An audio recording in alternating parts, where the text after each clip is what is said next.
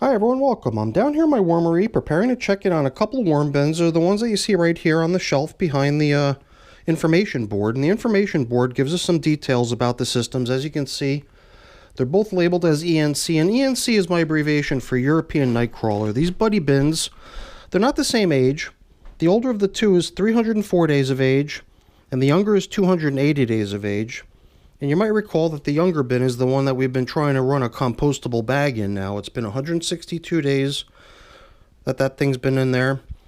We last checked in 12 days ago, and today, prior to the systems being cut loose on foraging, we're going to be giving them their last formal feeding in the composting phase, and then we're just going to let them ride for a while. And that's all the stuff that I like to do in preparation for harvest of the castings. This way, with the foraging process, gives the worms a chance to nip off any last little remaining bits of bedding and food stuff that might still be floating around in the compost. So I'm going to get a glove on. We're going to get these systems up onto the bench, and we're going to get them fed. So let's get to work. So now the systems don't look exactly the way they did when we last looked in on them, because when we last looked in on them, I had sort of a to-do item, which I was going to do off camera, which was to apply these two plastic bags to prevent any further drying of the systems. I was really liking the appearance of the material in both systems, being very flaky and loose and crumbly. Something that I've not seen in all my systems recently. Oh, looks like we got a dead worm here. I've been coping a lot recently with a lot of systems being overly damp and clumpy and muddy. And there was just something about these systems that seemed almost perfect. So I was really intent on keeping them that way.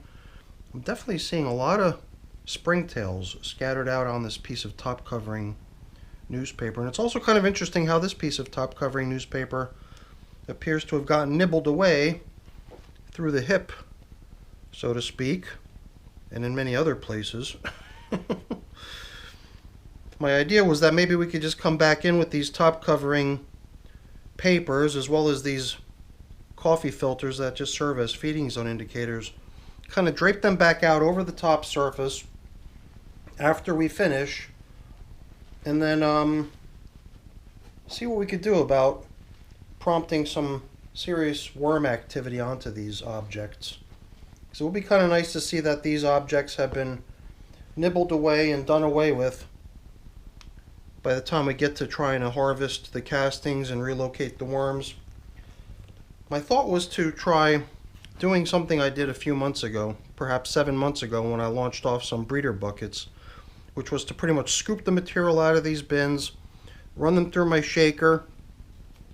That would leave all the nice finished castings to drop through, and anything that didn't get polished off by the worms, so there might be stuff like this left over at the end, that could all just get caught and, you know, just taken with the worms to their new home, wherever that may be. So I wanted to just also give the whole system, both systems, a nice stir, mix everything around. But why don't we just begin over here in the younger of the two bins and get the compostable bag out of here so we don't inadvertently rip it. Here and there again, I've not been as careful as I could have been on numerous occasions. So there'll be a couple very large holes visible on the compostable bag, which I know that I caused. And I'd really like for it to be worked down by the worms and by the worm bin, as opposed to, me putting big rips into it. So every time I put an accidental tear into the bag, I definitely try to bring everyone's attention to it and make it clear that that's not, the natural process. You're not going to try to treat me tearing the bag as evidence of the worms working it down. So, let's see. Like I said earlier, banana was part of their last feeding. I'm not sure, did I mention that earlier? So I do expect that the rest of this peel will probably go pretty quick at some point between now and the next week or two, but the stem I usually expect to take a little bit longer, although I must admit this stem is coming along quite nicely too. Here again, we got a lot of worms working the base of the stem. And they'll get down into the stem too and work that down as well. And then, I'm not even sure what to do with this bag at some point in the future. I'm assuming once we get them situated in their new home, perhaps we'll just take the compostable bag with the worms and take them to their new home. So now it's coming back to me. I remember now because I'm recognizing what this other stuff in here is. The other stuff that they got fed was potato peel. And usually the potato peel is, peeled with a peeler, potato peeler. It means that there's a little bit of the potato remaining on the peel. So the worms come through and they rip all that off, and the only thing that remains is just the paper thin actual outer peel of the potato, which is very slightly tougher. Not much, but a little bit tougher than the actual, potato itself, the inside of the potato. So they do away with all the softer stuff first, and then they get back to finishing off the rest of it. But that takes a little bit longer. So I assume that stuff as well is just going to get eaten up by the worms in time. Here too is another banana stem, but one that you could see has made some nice progress. So I usually try to work on these buddy bins when I've got them both up on the bench, sort of in parallel. So first we'll maybe excavate the feeding zone in one, and then excavate the feeding zone in the other. So I've kind of gone beyond that over here. So why don't we try to get caught up over here in the older of the two systems, see how their feeding zone is progressing over here. We'll just get all these top covering objects out of our way in the meantime so we can dig in. Seeing more springtails in here. And then leftovers are going to be very similar. There's going to be banana peel, and I see some of it right there. There's going to be potato peel, pretty good amount of it here as well. And naturally worms. I guess it was the stem I was curious to see if I can locate. There it is. That'll just take a little bit longer than the rest of the banana peel. But just like we're going to be pulling out the compostable bag and this object here, you might have noticed it on my information board. This was listed over there as sort of the novelty item in the older bin, is the stem of a pumpkin. Gradually getting worked down, but this must be a really tough pumpkin stem because it just seems to be lasting, Although I did sort of just push my thumb into it a little bit. Here again, sometimes when I'm running a novelty object in my worm bins, I prefer not to help the breakdown process. I could probably crumble this into 100 little tiny bits if I tried or if I wanted to, but I choose not to. This, I believe, is also a chunk of pumpkin stem. Perhaps it's off the original stem over there. So, like we did in the younger system, we're just going to give a little bit of a stir to the material over here. That's closer to me, and then we'll still have the edge closer to you to get stirred around a little bit. Here too, stuff like this little stick. Sometimes I actually just remove stuff like this. Because, I mean, if this system was going to run for a couple years, that stick might eventually break down. But in the typical lifespan of one of my bins, a stick is most likely not going to get composted by the worms. And, after 304 days, some people might be questioning, hey, you've gone, over a year on some of your other systems that you've recently harvested. Why not keep going here? I don't know. I'm starting to think that maybe going that long on a worm bin is excessive. And I'm really liking the way the material here looks. So I thought that perhaps we can start gearing these systems up for harvest sometime soon and not try to run them so long. So let's just bring over all the excavated objects to be closer to me, and then we can really quickly give a quick stir to the side that's closer to you guys. As you can see, the material is all so nice and loose and crumbly. And some of you might actually think that it's overly dry, because it might actually look that way on the camera, but it's not. Definitely not. It's got nice moisture content, and that's everywhere. And I really didn't want that moisture content to further get lost to evaporation or drying. That's the reason I had come on with those plastic coverings. And the plastic coverings do appear to have done their intended job, which was to not let the systems dry any further. Looks like we've even got some stuff trying to grow here. I think we've been actually observing tomato seeds growing in this system for a while now, because tomato was fed, I think, 2 or 3 feedings ago, and on a few occasions now we've come into these bins and seen little seedlings growing. But I'm not trying to grow tomatoes here. It's just sort of a unintended consequence of feeding stuff to your worm bins that still has the potential to grow. But I think we're kind of at that point where we can get to reconstructing these systems with the intended feeding that they're going to get today. So I've got a container here with a few days worth of coffee in it, and then I was going to combine that with some of my worm chow.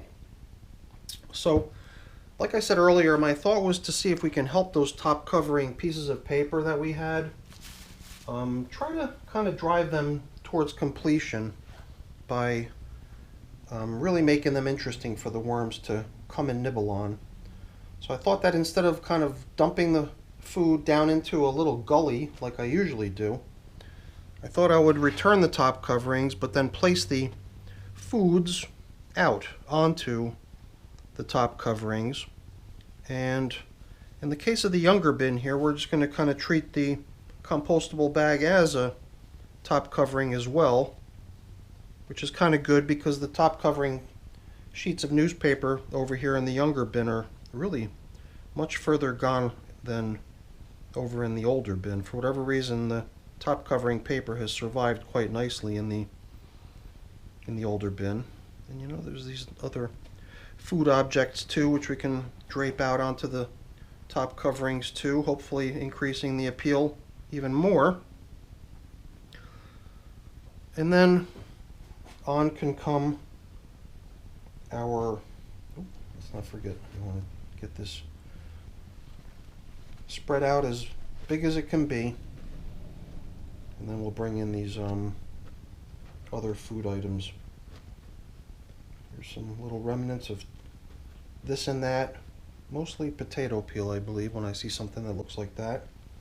Banana stem, a little bit of the peel, even more of the peel right here. Little chunk of possibly leftover pumpkin stem along with the large chunk of pumpkin stem. This was what I was thinking right here. So the next time we check in on these, I don't know, foraging, I usually just like to leave it be, and maybe we won't even check on these systems for a couple weeks. So when we do finally come back in here to work on these systems, my idea was to basically scoop out the contents, run it through my sieve, and use that as the mechanism for just capturing the worm occupants. And a lot of little tiny baby worms will fall through the sieve and not be caught. And then maybe we can just sort of do a final roundup and try to, gather those straggler worms that did sort of end up slipping through my screen, and rounding them up through some sort of a baiting mechanism or some other approach. But I believe by using the screening method to separate the worms from their castings, it's going to go really well. Probably better than it did last time, because last time the material was awfully clumpy. So a lot of the stuff that got caught in the screen was just these large clumps of compost that appears to have stuck together, possibly due to excess moisture. But here, none of the stuff is clumping whatsoever. It all flows so freely, I think it'll just drop right through, and it'll become a really nice harvest. Oops, it seems that we've damaged our glove, so it's going to be trash. And now the other thing I thought I would do is just dampen all this stuff too, because that's the other thing that's going to definitely pique the worm's interest, is a whole bunch of yummy coffee and worm chow, but by dampening it, I think that's going to even make it that much more interesting. And I think by adding this much moisture to the top surface of these systems, we're not going to result in anything that's going to become any, muddy or clumpy. I believe that the only thing it's going to do, hopefully, is increase the appeal of what we laid out here on the top surface and bring on the worm traffic, and hopefully result in a large amount of that stuff just getting nibbled away. So that hopefully the only thing we're left with are some of these really slow composting items, such as the pumpkin stem and perhaps a little fragment of the banana peel stem over here in the older bin. And naturally, I think the compostable bag is not going to be able to get broken down between now and our next check-in. That's going to also be intact to a large degree. But maybe by, drizzling a little bit of moisture onto it and covering it with coffee and worm chow, perhaps we can once again try to drive some composting activity in the direction of that compostable bag. So that's our check-in, everyone. Hopefully you enjoyed it. If you did, as always, let's not let this little wormy slip onto the table. That wouldn't be good for him. Little worm rescue there. Sorry. So like I was saying, before I go really quickly, let me just say thank you. Thank you so much for watching. If I can get this glove off of my if I can get this worm off of my glove, I'll really quickly ask that you, obviously, if you enjoyed the video, please leave me a thumbs up. That's always very much appreciated. And if you haven't done so already, please also consider subscribing to the channel. That's very much appreciated as well. All right, everyone, gotta go. Thanks for watching. Have a great day. Bye now.